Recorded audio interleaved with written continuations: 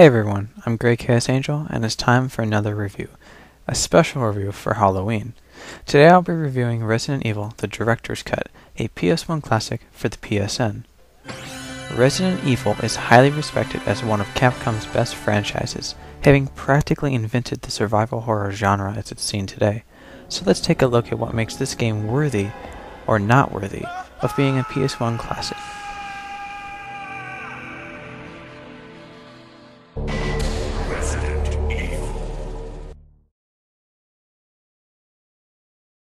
Resident Evil combines several graphical generations together.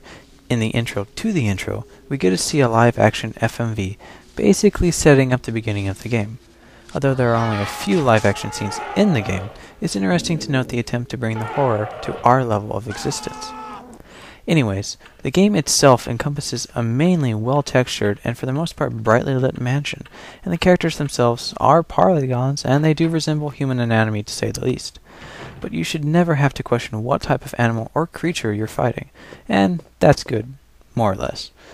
There are a few key points in the game where you bear witness to an in-game graphical FMV, either through the eyes of your character, or more specifically the enemy that's sneaking up to attack you, both of which I suppose at the time could be considered rather creepy and nerve-rattling. However, due to the age of the game, it's more or less predictable, but still a jump scare or two manages to work their way in. Resident Evil's story revolves around a group of STARS members. Basically, think a tactical SWAT team designed for search and rescue type of missions. Two teams have been sent into the mountain forest here, searching for a root cause of a multitude of creatures being sighted and even killing travelers. Members of the Bravo team have almost all been MIA, and you'll come across their remains as you explore this compound. But the point is that the creatures are after you and your team, and you are trapped here in this mansion for the time being. I won't go too far into details, but you'll uncover a big cover-up, and we'll see just how far this rabbit hole goes.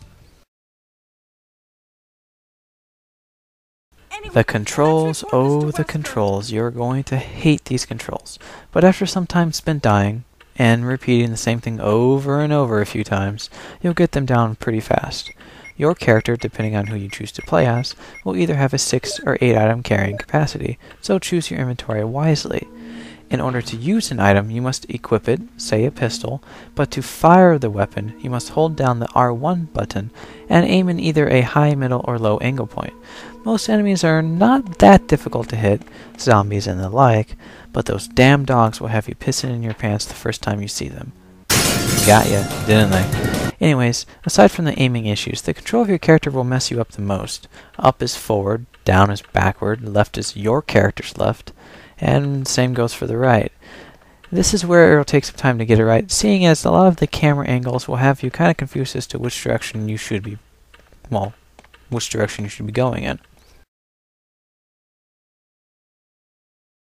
It's hard to say what qualifies as miscellaneous for Resident Evil.